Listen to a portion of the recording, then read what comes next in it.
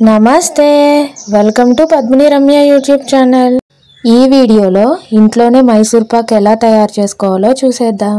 ముందుగా శనగపిండిని పచ్చివాసన పోయేలా వేపుకొని జల్లించి పెట్టుకోవాలి. మేమైతే షాప్లో శనగపిండి కొన్నది కాదు, శనగపప్పు కొనుక్కొని దాన్ని మిల్లు పట్టిస్తే ఇలా శనగపిండి చేశారు, దాంతో చేసుకున్నాం అన్నమాట. కొన్న శనగపిండి కూడా చేసుకోవచ్చు. శనగపిండి చల్లారుతూ ఉంటుంది, అంతలోపు పంచదార పానకం అయితే పెట్టుకోవాలి. దీనికి తీగ పాకం అయితే రావాలి, పంచదార పాకం. ఇంకోవైపు నెయ్యి అయితే వేడి చేసుకోవాలి, ఎందుకంటే దాంట్లో డైరెక్ట్గా మరిగే వేడి నెయ్యి వేస్తాము, అందుకని నెయ్యి వేడి చేసుకోవాలి. పంచదార తీగ పాకం వచ్చేసాక పక్కన చల్లారిన శనగపిండి ఉంది కదా, ఆ శనగపిండి స్లోగా వేస్తూ కలుపుకోవాలి. శనగపిండి ఉండలు లేకుండా కలుపుకున్నాక పక్కన నెయ్యి వేడి చేస్తున్నాం కదా, ఆ మరిగే వేడి నెయ్యి కొంచెంగా ఈ శనగపిండి మిక్చర్లో వేసి తిప్పుతూ ఉండాలి. అలా ఒక 5 మినిట్స్కి ఒకసారి వేస్తూ ఉండాలి.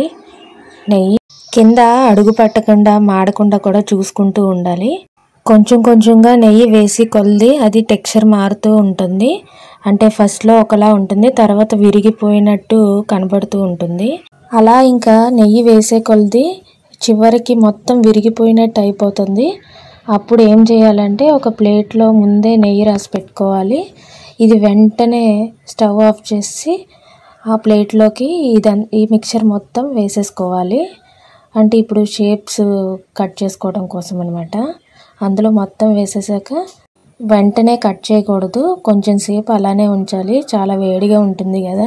వేసిన కొంచెం సేపటికి మీకు ఏ షేప్లో కావాలితే ఆ షేప్లో కట్ చేసుకోవాలి. కట్ చేసిన కొంచెం సేపటికి వరుసగా చుట్టూ ఓపెన్ చేసుకుంటే మొత్తం ముక్కలన్నీ వచ్చేస్తాయి. జాగ్రత్తగా తీసుకోవాలి. ఏంటి అంతా చెప్పేసింది బాగానే ఉంది, కొలతలు ఏంటో చెప్పలేదు అని ఆలోచిస్తున్నారా? కొలతలు చెప్తానులేండి. ఇప్పుడు 1 గ్లాసు శనగపిండి తీసుకుంటే గ్లాసున్నర పంచదార తీసుకోవాలి. గ్లాసున్నర పంచదారకి ఒక అర గ్లాసు వాటర్ వేసి పాకం పట్టాలి, అది తీగ పాకం రావాలి. నెయ్యి అయితే ఒక 1/2 కేజీ నెయ్యి వరకు పడుతుంది.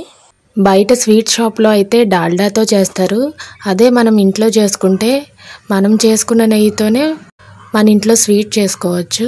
ఎంతైనా ఇంట్లో చేసుకోవడానికి ప్రిఫర్ చేయండి, ఎప్పుడో కుదరలేనప్పుడు పర్లేదులే కానీ.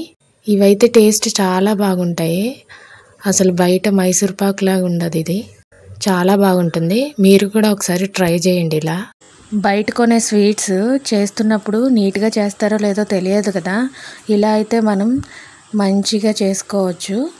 మనం వాడుకునే నెయ్యి కూడా బయటది కాదు, ఇంట్లో తయారు చేసుకున్నదే కాబట్టి ఇంకా హెల్తీగా ఉంటుంది.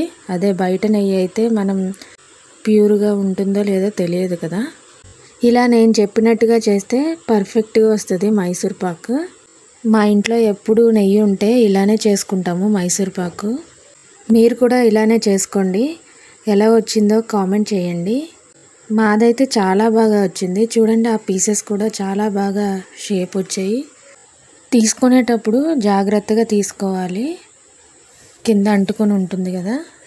ఒక్క పీస్ వచ్చిందంటే మిగతాయన్నీ ఈజీగానే వస్తాయి. ఇది కూడా మా అమ్మగారు చేశారు, నేను కాదులే. మీకేమైనా వేరేగా చేయడం తెలిస్తే కామెంట్ చేయండి. Thank you for watching, bye.